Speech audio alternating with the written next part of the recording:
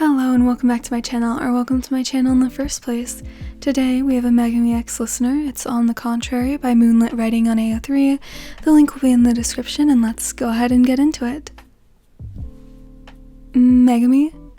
No. I didn't even say anything. Megumi cracks open an eye to find you standing over the couch that he's reclining on. It's his one day off for the month, and he honestly just wants to spend it at home doing completely nothing. I know what you're going to say, he says dryly. No, you don't. He quirks a brow. You want to go to the animal shelter? At that, you immediately drop to your knees, shaking his arm and whining about how much you hate that he can read you so easily.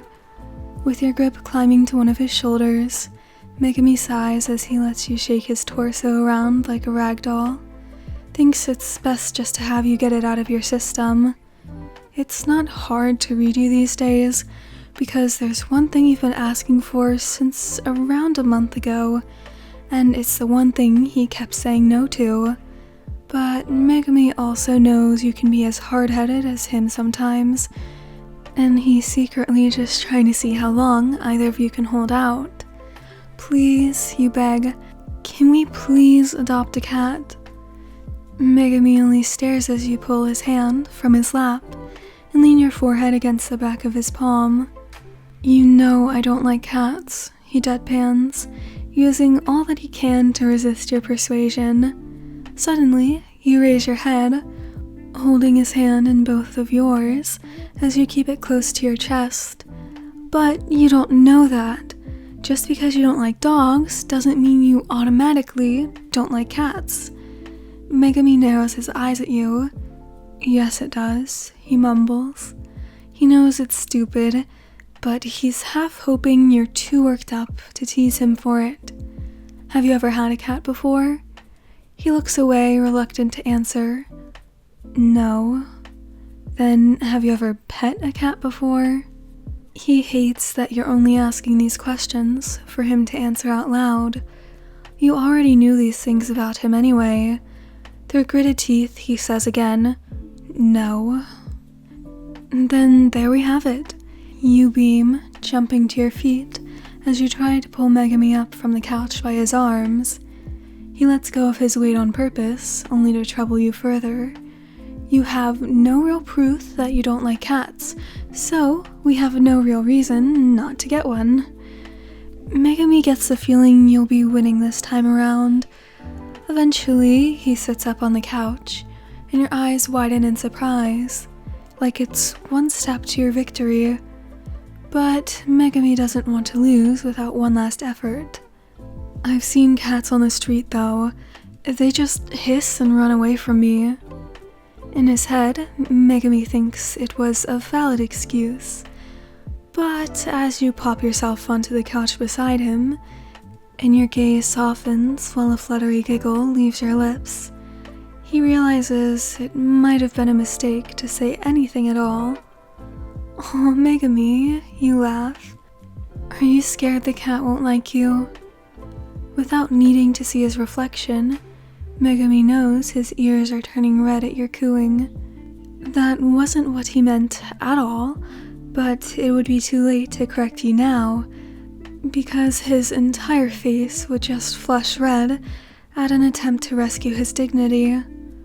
Quietly, you reach out and turn his chin to face you. The cat will love you for sure, Megumi, just like I do. That's your trump card. And Megumi could never say or do anything to refute that. Megumi experiences another crushing defeat right after you both went to the animal shelter and brought home the new member of the household. Megumi didn't really care what kind of cat it was. All he knew was that a warm feeling spread across his chest as he watched you bounce around with excitement when you brought home the carrier. As soon as you walked through the front door, you carefully place the carrier on the floor.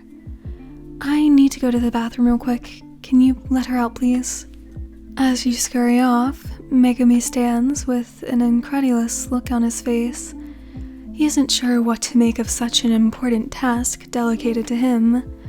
With awkward movements, Megumi gets onto his knees, catching a glimpse of the cat's emerald green eyes through the carrier, and feeling the hairs on his back stand. "Just open the damn carrier," he chants to himself as his hands reach for the lock in such a slowed motion. Once it comes unlocked, Megumi retracts his limbs as fast as he can, even somehow putting a bit of a distance between himself and the carrier on the floor. The cat, with short, sleek, dark gray fur, elegantly makes its way out of the carrier, and immediately turns to lock eyes with him. Crap, it's looking at me. But before Megumi could get onto his feet and run away, the cat sits instead, staring up at him with expectant eyes. Megumi detects no threat, though he's not even sure what compels him to do what he does next, because he carefully reaches out, hands slightly shaking, and the cat, perhaps takes it as a sign of welcome, immediately rubs its head against his open palm.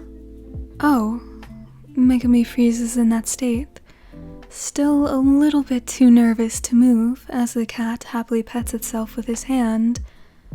This isn't too bad. "See," you say from behind him, embarrassed that you've caught him in his softened state. Megumi wants to pull his hand back immediately, but doesn't, only because he's afraid it'll scare the cat. She already loves you. You join him on the floor, offering your own hand to the cat, and smoothing your palm from the top of its head and down its body.